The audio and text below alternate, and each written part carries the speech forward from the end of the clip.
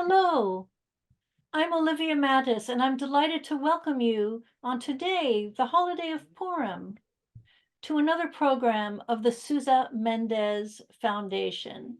And today we're honoring yet another figure who exemplified moral courage, just as our hero, Aristides de Sousa Mendez, did.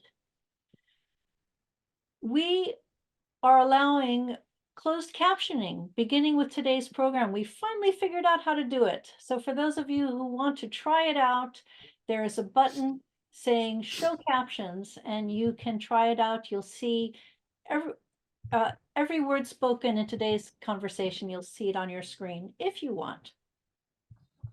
So today's moderator is Professor Shulamit Reinhartz of Brandeis University. She's moderated many of our programs for those of you who come as part of our loyal audience.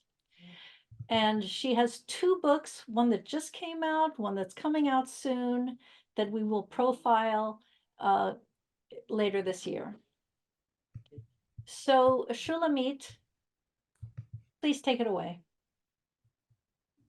Thank you very much, Olivia. It is such an honor for me to be the moderator of today's discussion that will focus on Abraham Joshua Heschel.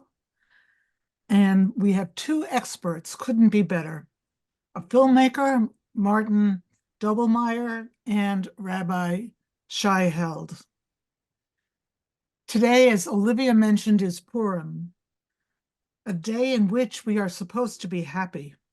We say Chag Purim Sameach, be happy on this holiday. And so in honor of this holiday, I chose to begin with a joyous image of Rabbi Abraham Joshua Heschel sitting in a classroom at the Jewish Theological Seminary in New York City with some of his students. These smiles are so natural and so sincere. Every single one of them, people in this is just grinning from ear to ear. I love this picture because it's full of books, it's full of crowded students, and it's full of joy. Now, I would like to continue what we have started in terms of meeting various people who are going to be on this show by introducing our two speakers.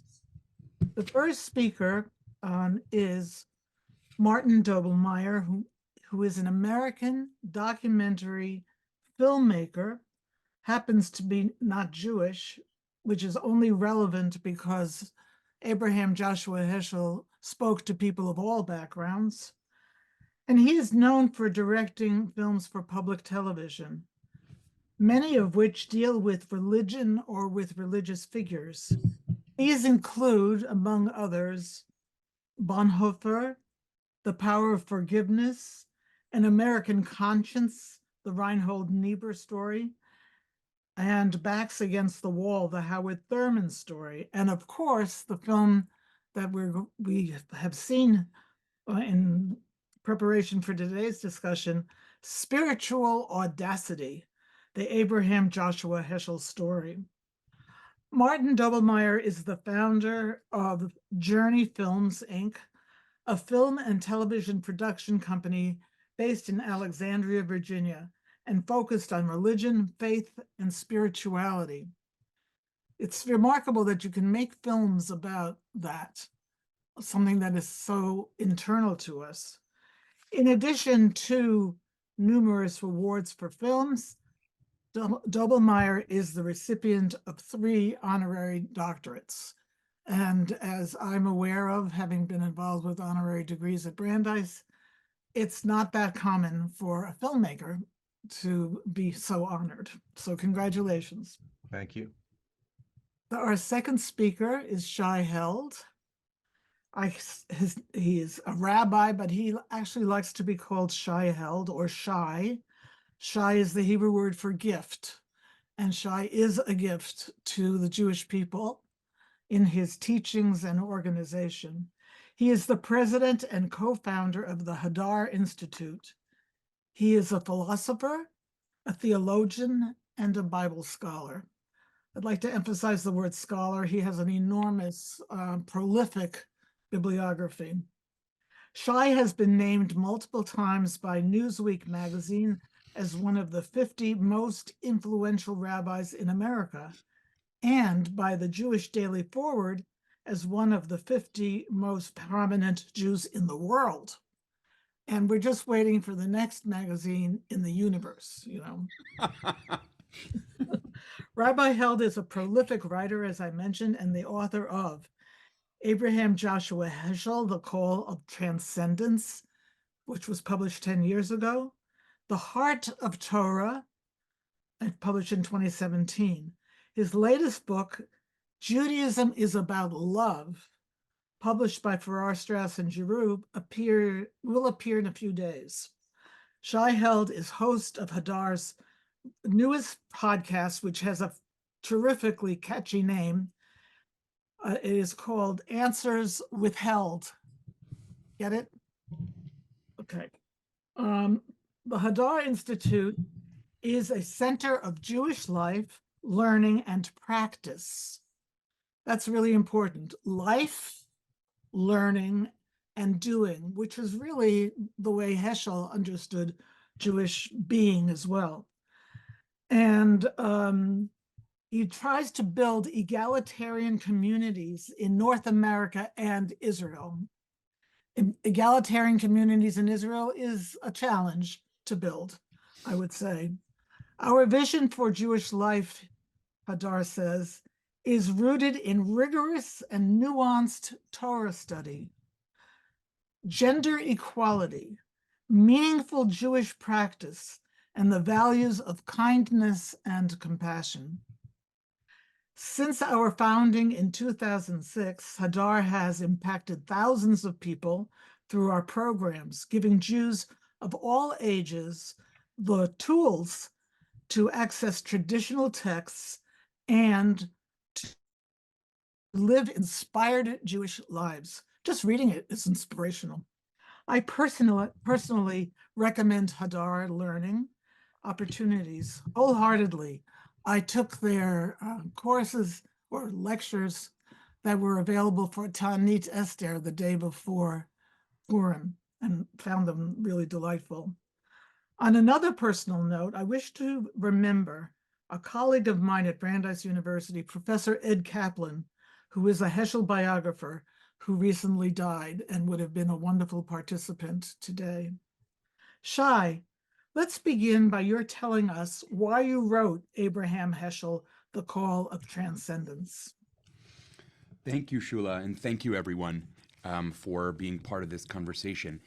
I guess I'll answer that question in two ways. One that's very personal and subjective, and one that is, as it were, a little more objective. I have very vivid recollections of being an 18-year-old student in a yeshiva in Israel and asking all kinds of theological questions, which my teachers responded to with some combination of disinterest and disdain. And I was warned that my questions were actually a danger to other students, which left me bewildered because I felt I was asking heartfelt questions. One day, a friend returning from a visit to his parents brought me a book I had never heard of by a thinker I had vaguely heard of. It was called Man's Quest for God. It was Heschel's book on prayer. And I started reading that book, and it felt like a breath of fresh air, or more likely, more aptly, an injection of life into what had begun to feel stale and lifeless to me. And that began a kind of lifelong relationship I had with Heschel. I spent many years teaching his thought. And the subjective answer to why I wrote the book is I felt the time had come for he and I to work out our relationship once and for all. I felt like I had, as I had taught him, I had come to have some major philosophical questions about his project, and yet I also remained incredibly inspired and moved by it, as I am to this day. And so I wrote this book to sort of offer a kind of as sophisticated a reading as I could of his worldview and his output. Which leads to the second, more, if you will, objective answer. Heschel is, I've often said, a victim of his own eloquence. And what I mean by that is that he has been turned into a kind of Jewish Bartlett's book of quotations. All over the Jewish world, rabbis are stuck on a Friday afternoon, not sure what they're going to talk about. They open a book by Heschel, they find a line that resonates with them, and they're off to the races. And Heschel repays that, right? He wrote in such a way that's actually innate, that enables that. And yet what I came to feel was that that use of him as a kind of book of quotes or a kind of collection of aphorisms caused most of his readers to miss the fact that there was a worldview here, a view of the modern world, a view of the Jewish tradition in its entirety, and a kind of argument about the role of religion in modern times. And I wanted to try and uncover that as well as offer a critique of it. And this is really my last sentence by way of introduction.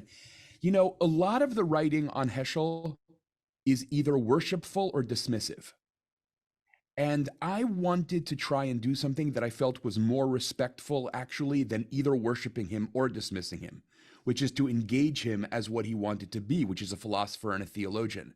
And so my book is on one level very reverential and on another level quite critical. And I'd like to think that that was an act of, in some ways, of homage, of great love that I still feel for his writing and his work. We can now hear from Martin about what it is that inspired you to do this film. You've made films about other great humans, and you have a Dorothy Day book, so it's men and women. I mean, Dorothy Day film, sorry. But what drove you to do this? Is this your first film about a Jewish man, a Jewish personage? It's the first film. Well, first of all, thank you for the invitation to be part of this event. And I never met Abraham Joshua Heschel myself. I know his daughter very well. We've done many events together with Susanna Heschel. And I think, frankly, that Heschel would be honored to know that his name, his legacy, his thinking is part of an event that helps raises Sousa Mendes, the work that Sousa Mendes did. And because I thought it was courageous work, and that's exactly what Heschel's life work was all about, was stopping, confronting indifference. And Sousa Mendes was anything but indifferent. And I think these kinds of characters need to be remembered and brought forward and carried on. And that's part of the reason why I wanted to make the film, because I would say honestly that some of these great religious figures of the 20th century are beginning to become part of the 20th century. We're leaving them behind. And what Shai says is we may carry forward some phrases, some bumper sticker phrases from Abraham Joshua Heschel. But the truth of the matter is that his life, the totality of his life and what he gave his life to, I think is something that still inspires us all today. It's not just his wonderful writings. They are terrific. But the life that he lived and the reason where those books came from, where the authorship comes from, the sincerity and the authenticity of it, I think is what we need to remember. I also believe too that we live at a time when we are very divided as a culture. And here comes Heschel talking about how we can find ways to live in humanity in a sense of reverence for God. And that's what it becomes his common denominator, to leave behind the indifference and understand that we have to transcend, as Shai Hel would like to say, we need to transcend the ego of self and participate in a world that really is calling for us to do exactly that, to move beyond who we are as egocentric human beings and to live in a world where we can actually contribute to the betterment of the world. And so that's the reason for the film. And I'm happy to say that the film it broke into the top 10 on Amazon.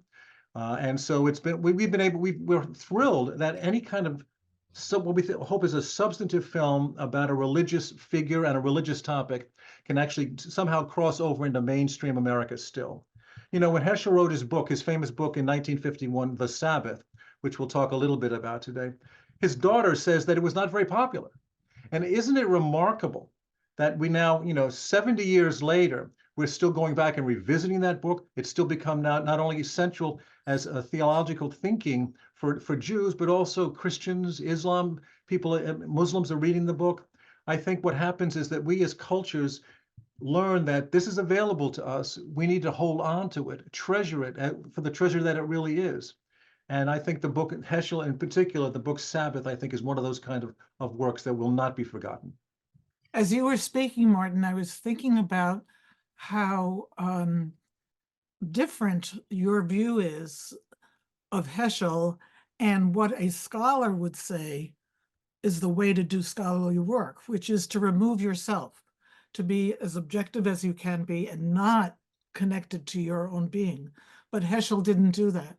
He allowed himself to be part of this, whatever he was writing about. And he let his emotions and his personality and his choices inform what he was writing. And then his ideas also to inform his action.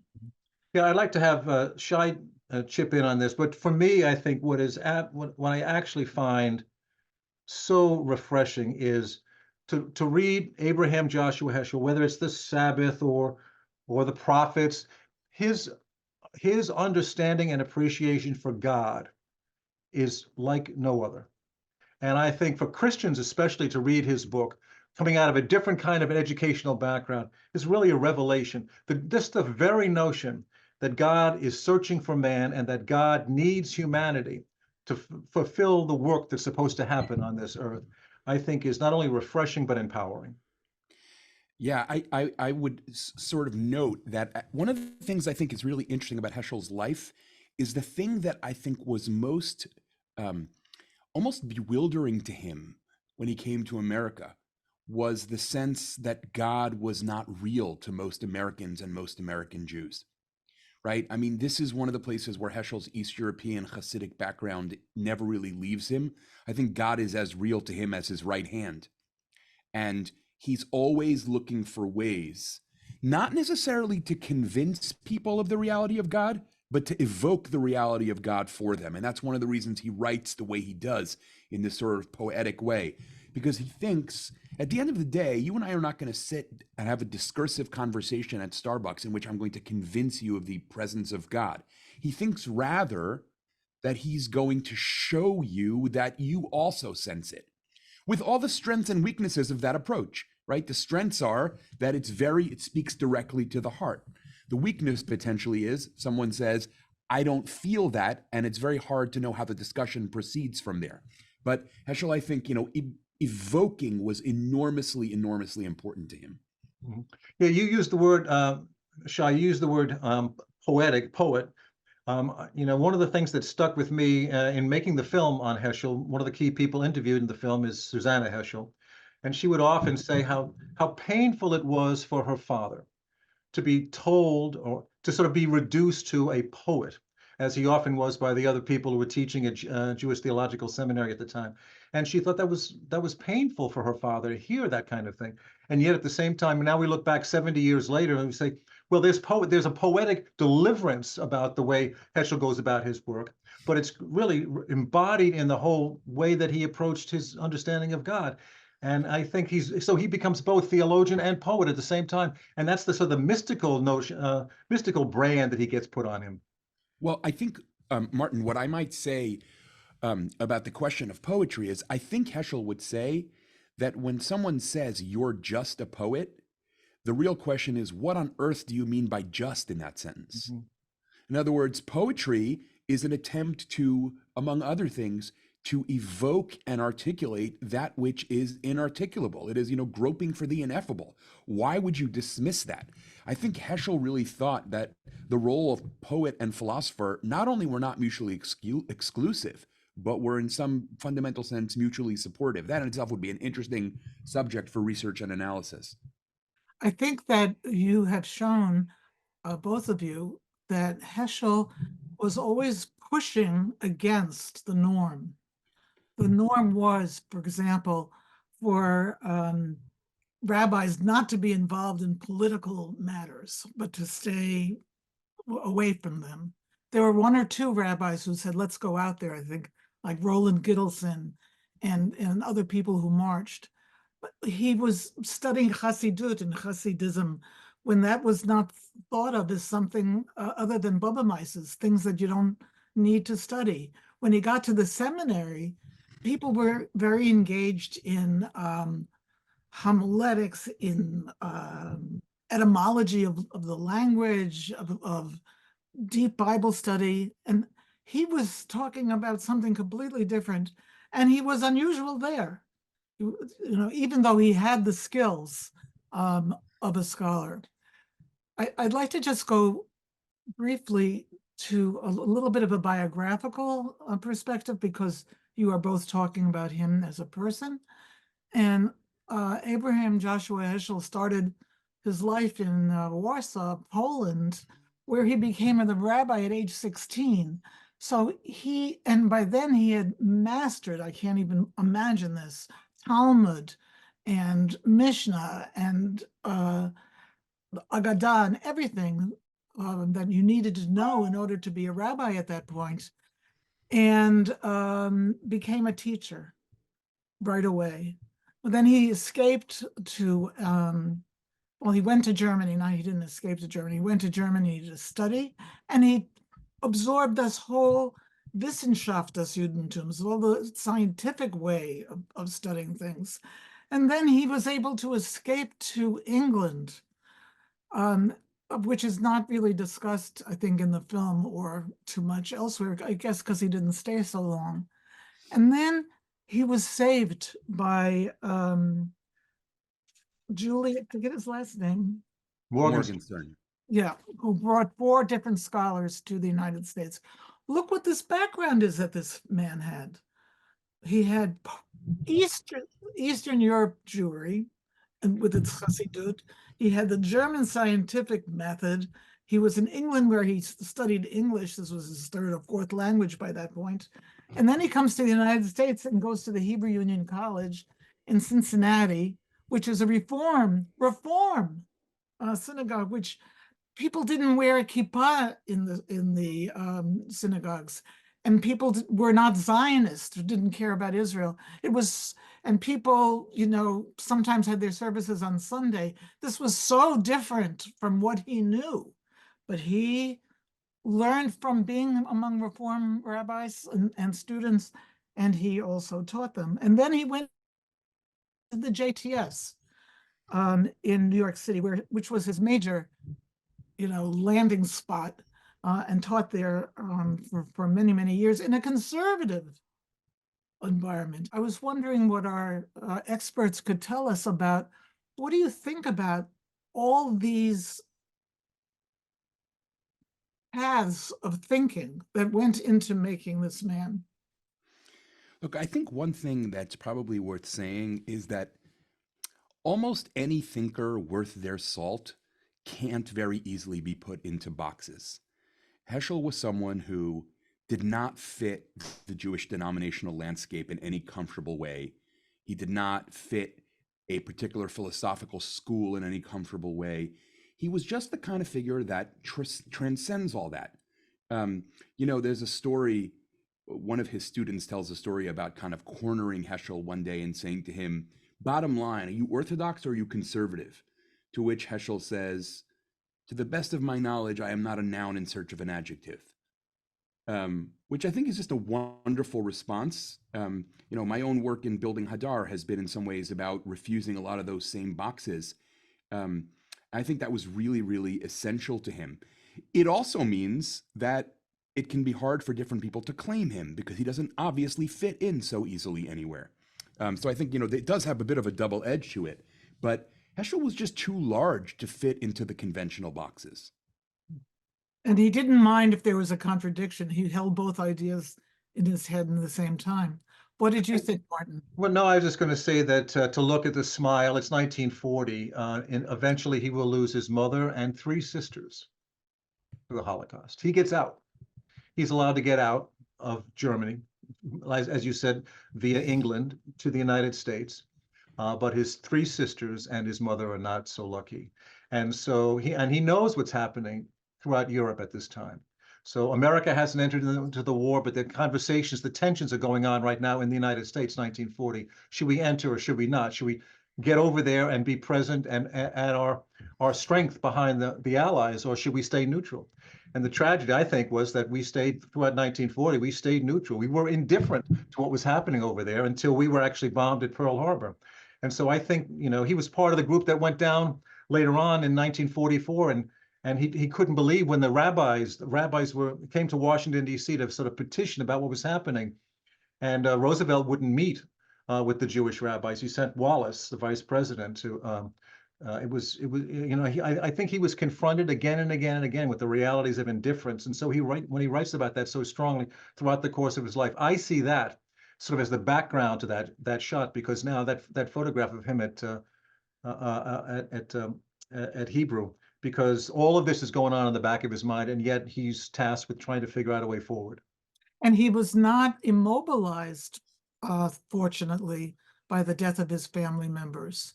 And somehow, although I don't find the Holocaust discussed very often in his work, I might not have read the right pieces, but he doesn't seem to, there are two questions that I felt he doesn't deal with.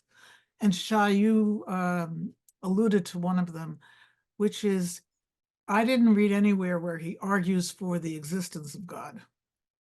He argues for the qualities of God, but the assumption is that there is a God, and we need to spend our time thinking about our relation to God and God's relation to us. But I don't see any discussion of that, of the very existence of God, and I also don't see a discussion about evil So, with regard to the Holocaust. so to the first point, I think Heschel believed that far more effective, this goes back to what I was saying earlier, far more effective than arguing would be kind of pointing people to what an experience of God would look like. That's what the preoccupation with wonder is in part about. Heschel's constant turning to wonder is because he thinks wonder is the path by which we discover God. I think the notion of a discursive argument for God is not very interesting to him, which makes him alienating to some readers and very compelling to others. It's a path that he very consciously chose. You know, it's interesting, your comment about the Holocaust. One of the things that I argue in my book, this is probably the most controversial chapter that I wrote, was that the Holocaust loomed much larger for him than previous readers have suggested. I mean, I think the reality of human evil overwhelmed him, and his vision of the prophets is essentially of people who were able to sense how painful it had to be for God to see what human beings were making of God's world. That, I think, is really fundamental and essential to him. And I argued, at least, that one particular chapter in his book, Man is Not Alone, suggests that Heschel thought he had some directions in which he could think about the problem of evil, but at the end of the day, he a little bit hung his head and felt, I don't really know what to say. Mhm. And I think there's some more alienation there. I will say most readers of Heschel do not agree with me on this point, but I still think that's the right reading of him. Mhm. Did you want to add anything, Martin? No, I think that I mean, part of part of what we have with Heschel, and I think with some of these other the other figure that I did that precludes the film on Heschel was the film that I did on Bonhoeffer.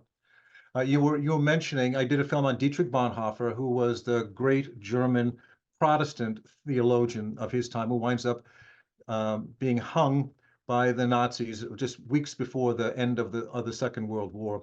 But he's writing throughout the course of his imprisonment, and even before that, during the rise of Adolf Hitler, about the evil. How should we, as human beings, what are we called upon to do in these kinds of moments? And like you said about Heschel, he doesn't speak directly to the rise of Adolf Hitler, but he speaks about the tension between good and evil. How should we think about this? And that, I think, the same in Heschel's case with Bonhoeffer, that's what makes their writings much more eternal and universal. They're going to survive for 100 years because it wasn't tied just to that one particular moment in history. They actually were writing out of an experience that they were actually drawing on principles, foundation principles that we can carry with us now. Mhm. I like the ideas that both of you are alluding to of not being so direct and so descriptive. It's like Zen Buddhism, which points, or provides you with a dilemma which you have to figure out for yourself. I was wondering if we could have another slide, please. the next slide will be about his book, The Sabbath. Please ignore all the hands. This is a cropped photograph. But what I like about this photograph is that Heschel looks very happy. He has had an opportunity to really work out his ideas. In some ways, I see him as a happy man. He's not always happy. He wasn't happy when he was marching at Selma, but there was joy in his life. There was a man that you would want to learn from because he did feel that joy. This book is called The Sabbath, everybody knows, but its full title is Its Meaning for Modern Man. Do you want to say anything about that book, either of you? Well, you know, he's writing this book in 1951, so I mean, his target audience, if you will, were there it is, were American Jews who were beginning to assimilate, trying to find, you know, they were still dealing with the realities of the Holocaust, still dealing with the indifference of the Western world to what was happening. And they were beginning to assimilate now. This is a time when Jews in America were trying to figure out what their position was, and sensitive again to the fact that they were once again a minority in a vastly majority Christian nation, and we don't have great cathedrals, he would write, like the Christians do. But what we do have full ownership over is time.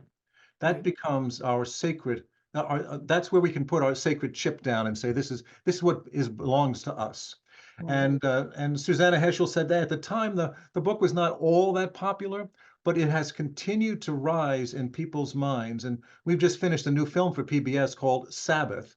And I made it one of the chapters in the film because I still think that book, The Sabbath.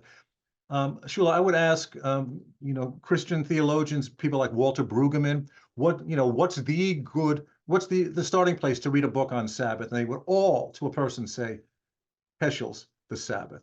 Either that or the Bible. I think those Well, are. that's not a bad place to start. I But think this is the book that I think that stands the test of time. That is one of the greatest gifts, I think, of the Jewish people is to create it. It's a way of fighting slavery.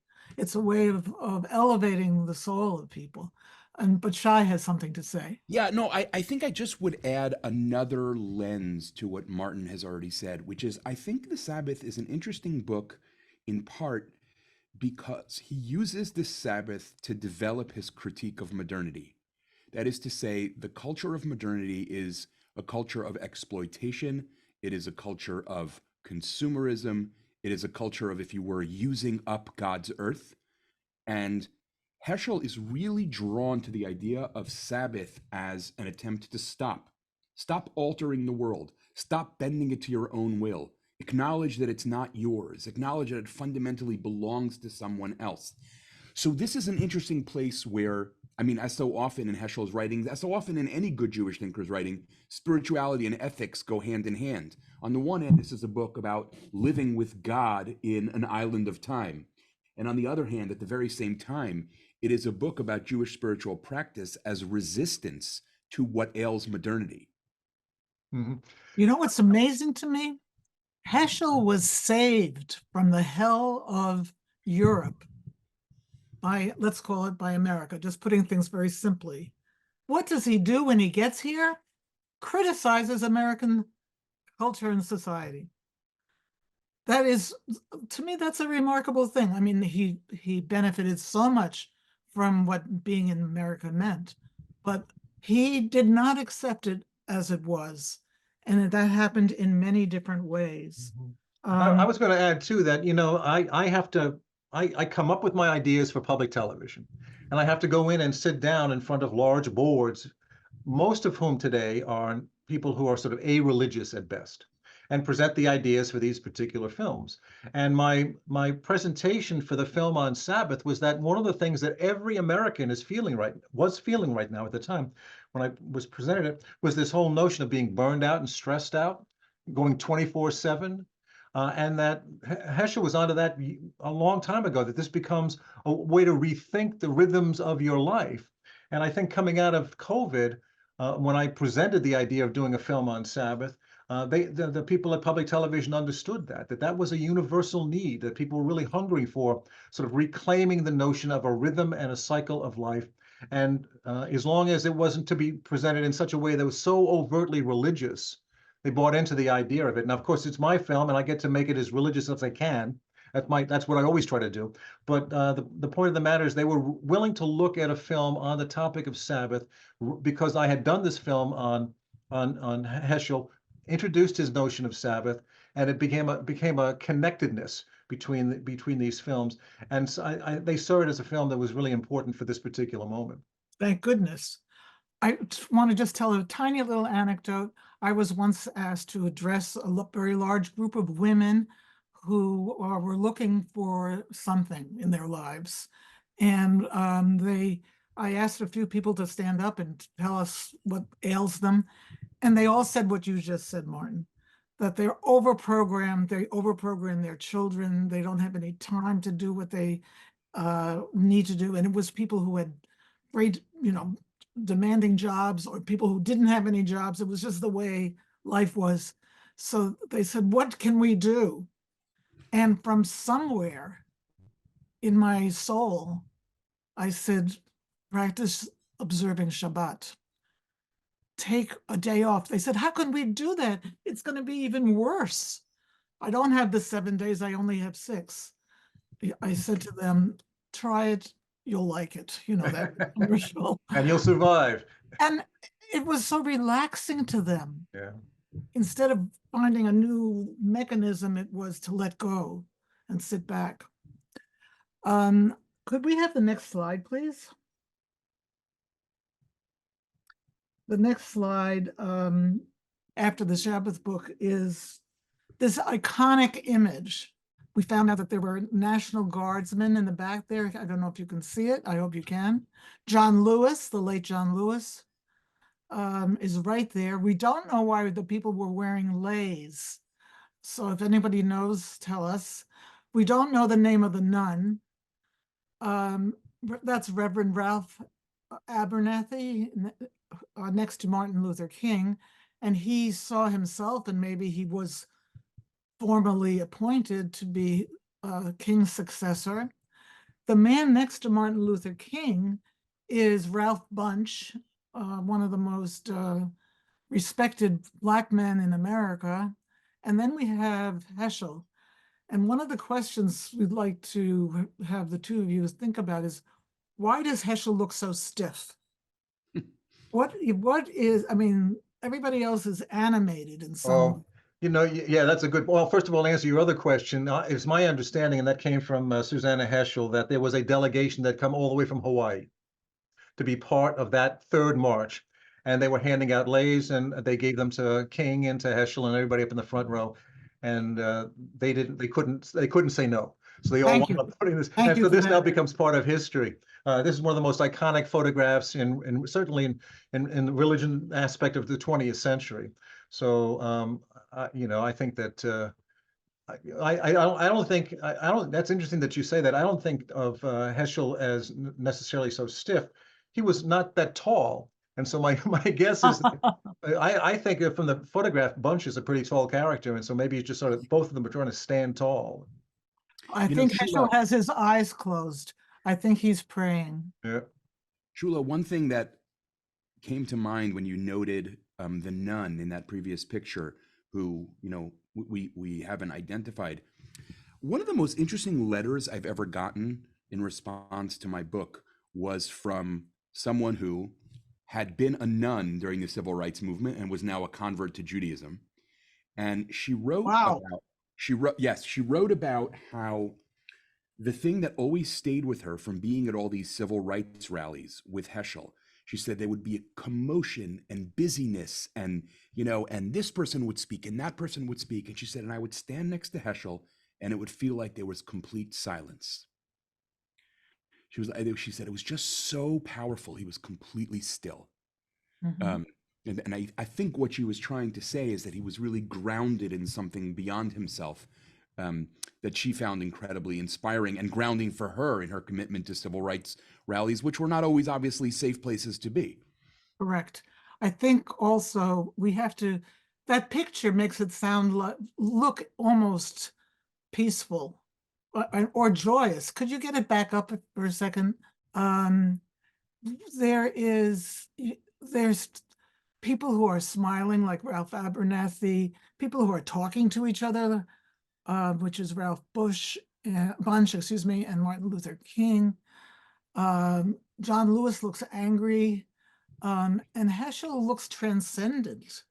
But you know what they all are doing?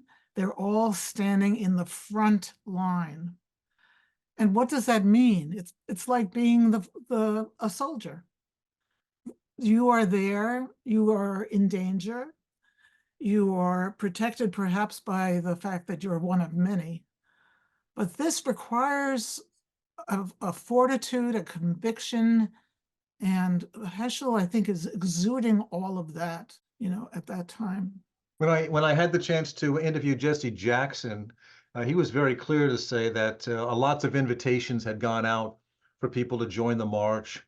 King was selective about who he wanted up front, but not everybody wanted to stand up front. It was the most dangerous place to be. But he said everybody knew that Heschel was not afraid, that he was more than willing to stand up there and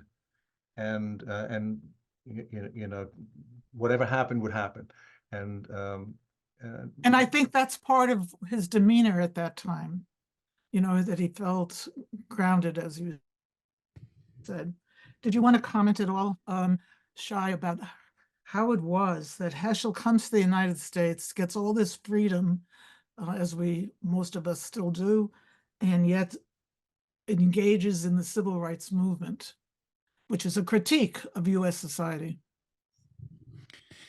Yeah, I think that, the way the Bible encourages the Israelites to remember that there were strangers in the land of Egypt and therefore to be responsible for the stranger, I think Heschel came out of Europe with an extremely robust sense of Jewish obligation to downtrodden members of society. And it's not a coincidence that he couched the struggle of the civil rights movement against US power as a kind of reenactment of the struggle between ancient Israelites and Pharaoh, which is a rather bold and audacious thing to say. But I think his very strong moral and spiritual instinct was to side with the underdog and the downtrodden. That was, I think he thought, really at the heart of Jewish theology, a God who loves widows and orphans. I also think that there's something interesting that's worth saying, which is, and this goes back to something I said earlier about Heschel and the Holocaust. Martin Luther King became enormously important to Heschel in his own spiritual life, in part because Heschel experienced King as a kind of prophet, that is, as someone through whom God was speaking. And King for him meant that God had not, in fact, abandoned the world. God was, in fact, active in human history. I think it's very hard, I think, probably for most people to step into that level of kind of theological struggle. But I think Heschel wondered, like everyone in the wake of the Shoah, where was God? Had God abandoned the world? And for him, King was a kind of theological lifeline. Listen closely. God is still speaking to prophets. His speeches at rallies and giving testimony, etc., were really usually sermons. The imagery, the way he and they were also operatic. He emphasized certain things, and he changed, I think, the nature of what a speech should look like when you're doing something so important as saving a people in the United States. But I think, aside from some young activists, do you think that many Jews had this feeling of brotherhood or sisterhood with Black people? Was there this connection, the connection that we're always trying to forge, but somehow doesn't stick enough? Well, I was going to say that one of the things that stuck with me is when I interviewed John Lewis for the Heschel film. This line right from the get-go, he said, Heschel and King, they were more than friends, they were brothers. Yes. And to me, I think that could not be more of an endearing comment from John Lewis, after having been himself through so much of the tensions and the trials of the civil rights movement. And I think too, we forget how many people condemned King King was his own people. I mean, the letter, his writing of the letter from the Birmingham jail was to his fellow pastors who had already said, no, you're going way too far. You're going to hurt all that you're doing. We can't stand with you. And yet King was willing to do that, was willing to take the chances that he took. And so we look back on King so fondly now, but during the era of the 1960s, there was a lot of dissension towards King, and yet Abraham Joshua Heschel knew where he needed to stand. And And I think that's what this is all about. Ultimately, what we're talking about now are the people who found themselves on the right side of history. And when you're in it, it's so much more complicated to understand which way you should go, and it's so much easier from our vantage point to look back and say this was the right direction. But they were in it at that time, and they still picked the right side of history. What's also amazing about Heschel, that he wasn't a one-issue guy. He didn't say, well, I'm working on civil rights. He did that, and he was not in great health. And then he took on the Vietnam War, which was extremely unpopular as a war, but also the anti-war activists were extremely unpopular as well. And Shula, I think he would want very much for us to also name in this list the Soviet Jewry movement.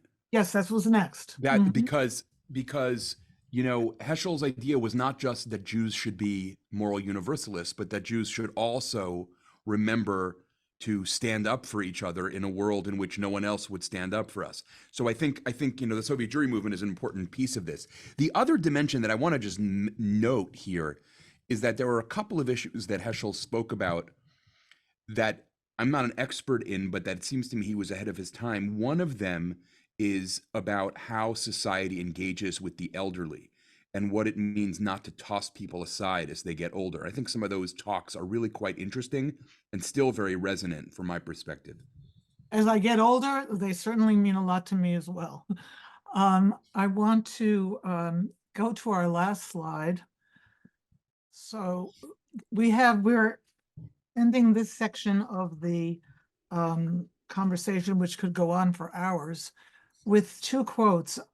I chose one and Olivia chose the other. This is the one I chose. Listen to this. And I feel I want to live by this if I haven't already tried. In this hour, we, the living, are the people of Israel. The tasks begun by our patriarchs and prophets and continued by their descendants are now entrusted to us. We are either the last Jews or those who will hand over the entire past to generations to come. We will either forfeit or enrich the legacy of the ages. So we Jews have a responsibility. We can shut the door on this effort that started thousands of years ago and produced a great deal, but we are no longer interested. And our synagogues aren't serving us, and our leaders aren't leading us, or we will take it on. And I think he inspired many people to take it on. And now Olivia will talk, maybe, would you talk for a minute about the last last slide?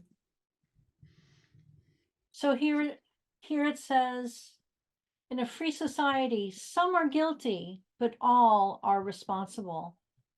And of course, that's the ethos behind what Sousa Mendes did and what all of these moral leaders did that we're presenting to you.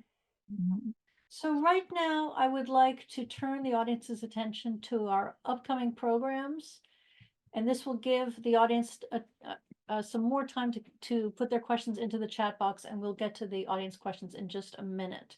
So briefly, I want to tell you we have 3 beautiful films coming up in the month of April, but I'm going to tell you about 2 of them. So April 7th and April 14th. April 7th, we have a completely different subject. We're looking at the Spanish island of Majorca and its secret Jewish history, where Jews were heavily persecuted during the period of the Inquisition. They were forcibly converted and worse. And a new community sort of developed called the Shueta community, which were secret Jews. They still were practicing Jews. They were still intermarrying. And they've been recognized now by Israel as having been Jewish all along. So it's quite interesting. And it took an American Jewish filmmaker to go to this island of Mallorca. He married a Spanish woman, he moved there, and he tells their story. That's really quite interesting. Very different from the kind of programming we usually present to you. And we will see the trailer in a moment. And then 1 week later, April 14th, we come back to the history of the Holocaust and rescue, which is the primary thing we focus on. And here we're looking at the small country of Belgium and how Belgium had this amazing group called the Jewish Defense Committee, Comité de Défense des Juifs, that rescued thousands of children and adults during World War II. So these are programs you will not want to miss. And right now we're going to see a little trailer for the film on Mallorca.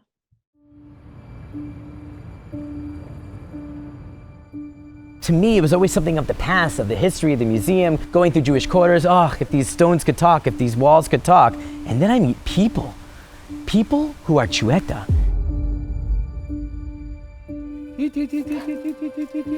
Venga, va. Pues mi madre misma nos recordó y nos dijo a todos los 6 hermanos, no olvidéis que sois judíos. Uy, ¿qué pasa aquí? Yo me quedé un poco sorprendido. Hi ha una història de 600 anys, hi ha marginacions, hi ha execucions, hi ha sang. Però i ara què passa? No ens hem extingit, som unes persones vives. Ardían sus carnes como un tizón y reventado por medio se le cayeron las entrañas como a Judas. Queda muy poca cosa, es decir, el problema que tenemos aquí es un poco eso, que nos faltan muchos vestigios. So this is the site of an old synagogue, somewhere here. A mikveh was perhaps recently discovered. Il·lumina estas escaleras. El tema chueta es un tabú. ¿Ves? Porque estoy hablando de los chuetas. No quiere que hablemos de eso. These people have been forced to marry within themselves to the point that a rabbi in Israel says that they're Jewish. That's huge. Lo que pretendíamos era constituir una comunidad más fuerte, no constituir 2 comunidades, la comunidad chueta y la comunidad judía.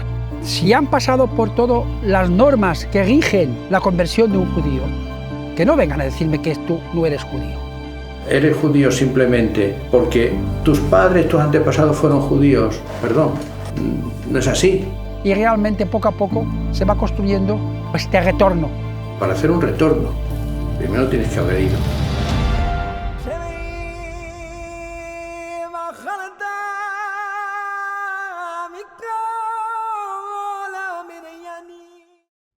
Great. Now let's turn to your questions. So the first question that came into the chat is, what was Rabbi Heschel's view on female rabbis?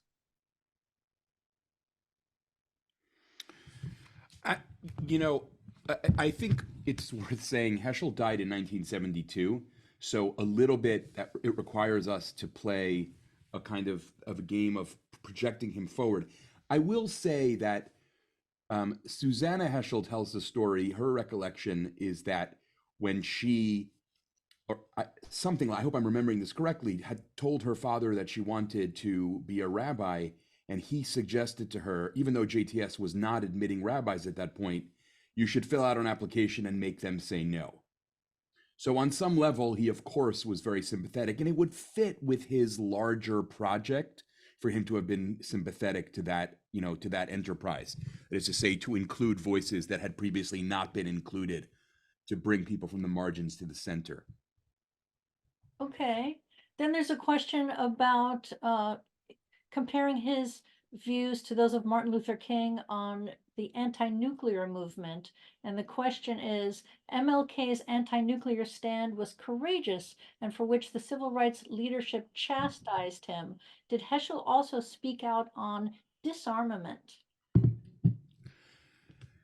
I think that something that is interesting here is that Heschel was, as Shula indicated, someone who had lost his whole world in many ways in the onslaughts of the Holocaust. And yet he frequently spoke in tandem of Auschwitz and Hiroshima. I think he was a pretty early person to adopt that practice. And I think that suggests something about what he thought about the use of nuclear weapons. I can't recall at the moment whether there are any speeches that are explicitly about disarmament, but his utter recoiling from the use of nuclear bombs, nuclear weaponry, is pretty obvious and right out there and very important to him. And also it would be in line with his advocacy of protecting nature and his criticism about human despoiling of nature. Here's a question, which is, do you think that the creation of the atom bomb had an influence on Heschel's thinking? Well, Yeah, you I mean, answered that. You just answered that. yeah, no, I think the answer to that is very clearly yes, in the sense that, and maybe I'll just frame this one other way that might be helpful. You know, Heschel really thinks that part of what it means to live a spiritual life is to renounce the use of all the power of which we're capable. You don't use all the power that you could have, because inevitably you'll end up destroying things. And so I think, you know, renounce the development of the atom bomb is a step in exactly the wrong direction from his perspective. It's about giving human beings totally untrammeled, unbridled power, and that is always going to be dangerous.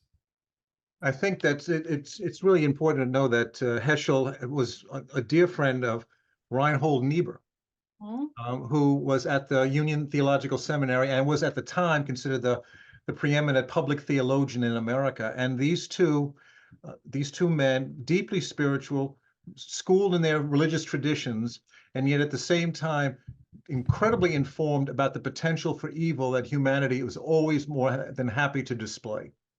And some people would say that's distrustful of humanity.